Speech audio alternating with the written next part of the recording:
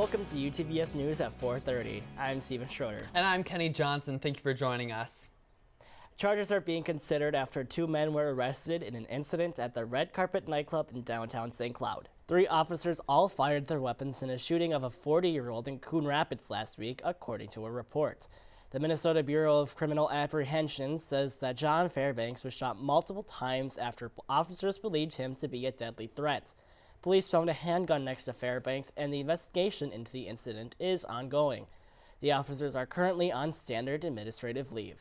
But we have more than just a water treatment center here in town. They are leading the pack on green energy and showing other cities how to harness all the natural resources the river provides. Minnesota Governor Tim Walz and his wife Gwen Walz have marked Tax Day by releasing their 2018 federal and state tax returns. The governor and his wife reported a total income of just over $212,000 in 2018. Those numbers are mostly from his salary as congressman. They paid more than $31,000 in federal taxes and $12,000 in state taxes. A meeting was held on Monday night to vote on a recommended budget of over $1.3 million in reductions. However, the board tied on a 3-3 vote, which means the vote failed. The reductions included cuts to transportation, administrative staff, and support staff. U.S. President Donald Trump has arrived in Hanoi, Vietnam for a second meeting with North Korean leader Kim Jong-un. The summit is geared towards getting North Korea to give up its nuclear weaponry in exchange for economic relief and improved relations with the U.S. and other nations. Trump and Kim first met in Singapore last June. The two men hope that this latest summit will build on the aspirational agreements made at their first historic meeting last year. St. Cloud State students flooded at the Atwood Memorial Center with knowledge today. Students displayed their end-of-year projects and research at the annual Husky Showcase put on by the college. Spring flooding has hit the Midwest hard, but Oslo, Minnesota has some of the worst of it, with floods turning the little town into an island. With more on this, Tyler Ziegler has the story. If you're trying to keep the pounds off, a low-carb diet might be your best option.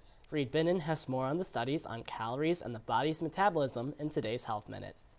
Governor Tim Walz has announced he is about to fill the last open position in his cabinet, the Commissioner of the State Information Technology Department. He announced the new head of Minnesota IT Services this morning at a press conference. Walz spent a longer time in filling the post due to reported challenges in the agency. According to the Stearns County Sheriff's Office, Beth Johnson woke up to a light coming from the deck and realized the deck was on fire. The fire then spread to the siding and the roof of the home. Johnson and her family were able to safely evacuate the house. According to the Sheriff's Office release, it is believed the fire started from cigarette butts on the deck. Governor Tim Walz sent out his first capital spending bill today for a $1.2 billion public construction fund. Walz made the announcement today at the Fort Snelling Upper Post Veterans Housing Community. His budget will go towards higher education, transportation, housing, and prison systems in Minnesota.